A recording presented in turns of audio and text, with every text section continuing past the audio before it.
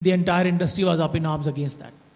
So this is a challenge which I think the regulators face, and we believe that we have a partial solution for this. Thank you. I think there have been many challenges over the years, and quite a few of them have been overcome.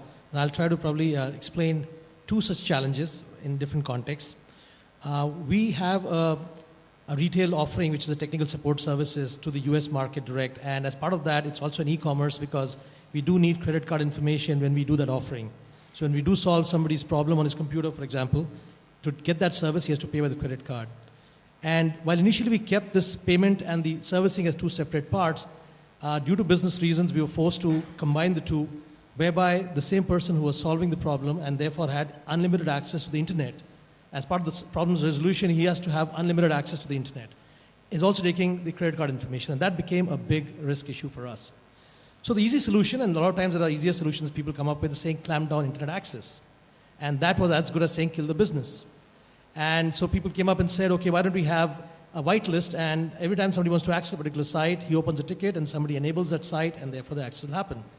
And despite the best of efforts, we realized that this is going to be a humongous task, because given hundreds of people who are servicing and each person is going to a new site every day, it would keep a huge team of help desk people just trying to match that. And end of the day, what will the help desk people really do? They will really come up and say, okay, this is required, let me open it up. So we worked along with our along with the technology provider, we worked along with internally with the team, and realized that this requires both a re-architecting of the sales process to some extent, whereby at the time when the user is putting in the information, that's the client, we change the process where we do not take the credit card information, but we make the client capture the credit card information. Now the dilemma out there was, when we do servicing, we actually have full view of the client's screen, because we are actually controlling the client's machine. So when the time the client is actually putting the credit card information, we have visibility to that also. So we went about changing that through a process which is more process-driven rather than technology, which is saying that the script advises the user at the other end, saying, this is what you're going to do right now. So disengage the service and come back onto the screen again once the service is over. Now, that was fine, but it was not necessary that everybody would do that.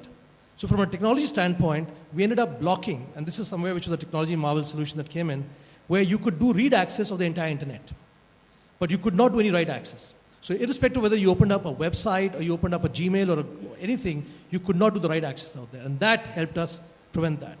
Now, there was still a question of saying, was somebody still trying to remember numbers in his mind, not advising the client at the other end, and measuring the success of this whole thing?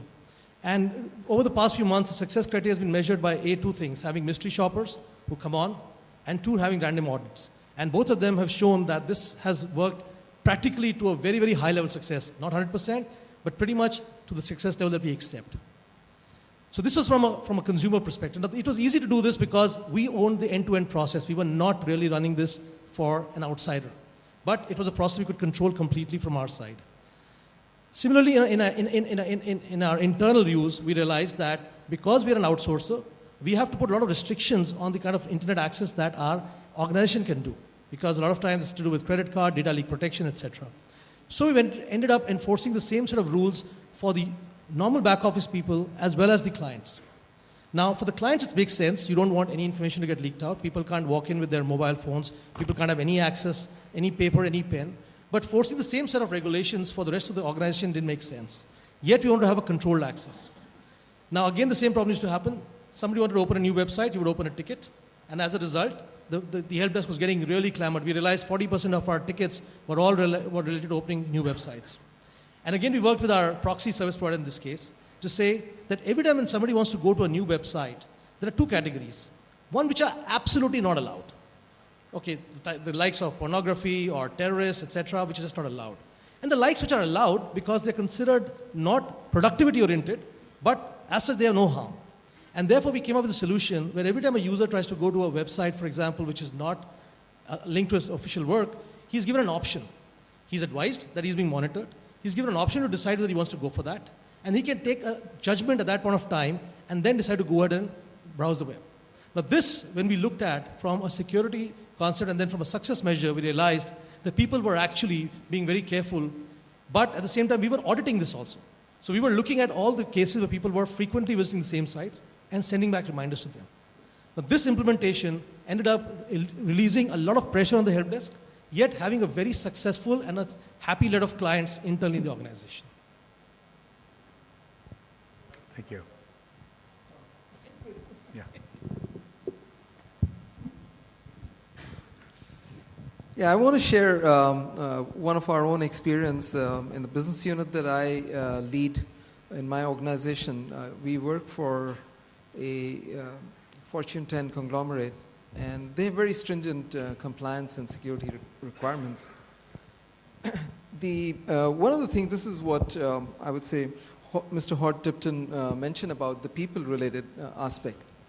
Now, we found that, we can have technology, we can have all the processes, but, getting, 1,500, 2,000 people to adhere to the stringent compliance and security norms, day in and day out, is a very boring task from the individual's perspective. Howsoever, it is so critical and important from us as a service provider and as well as for our customer. But from an employee perspective, it becomes very, very boring and dull. And many a times, people are then therefore doing it in a very routine manner. The compliance and security, they follow through the requirements and the process day in and day out, but without really putting their minds to why certain things are being asked to be done in a particular way. So what we did was, and we were very fortunate to have some of our leaders in the compliance and security team who were very creative. So we really unleashed them, and they came up with very interesting ways of articulating each and every aspect of the security and compliance requirements. And they created skits around that. They involved all the employees, they created skits, and even very, very hilarious skits talking about mythology and so on and so forth, and what's happening in Indralok and things like that about compliance and security. And bringing out the subtle points of why we are doing certain things or why we are being asked to do certain things in a particular way. And what we really found as a measure of this was that we really found the interests in the employees rose up dramatically about compliance and security. Their awareness, but more so their interests about that. And they were able to articulate why we are doing particular things. And so we tested this with multiple scenarios of some of them being very tricky questions, but they were able to decipher all that right at the bottommost of our employee pyramid. And the measure really was that our compliance and security scores went up very, very significantly, over the past 3 years that we've been seeing. And we've been finding that people have been able to retain, irrespective of where they are and what time you ask them, and we have been doing the online quizzes very regularly and stringently, and we find that the scores of those employees has also gone up very significantly. So that's what I thought I wanted to share with you.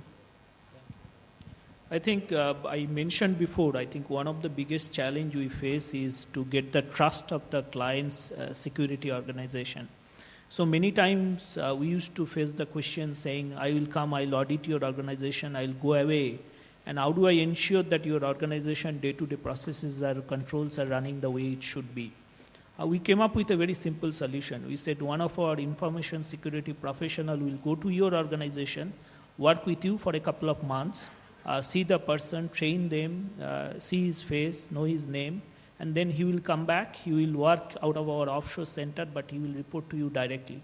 I mean, the people chemistry part is a big deal, and that kind of changed the perception, right? Client security organization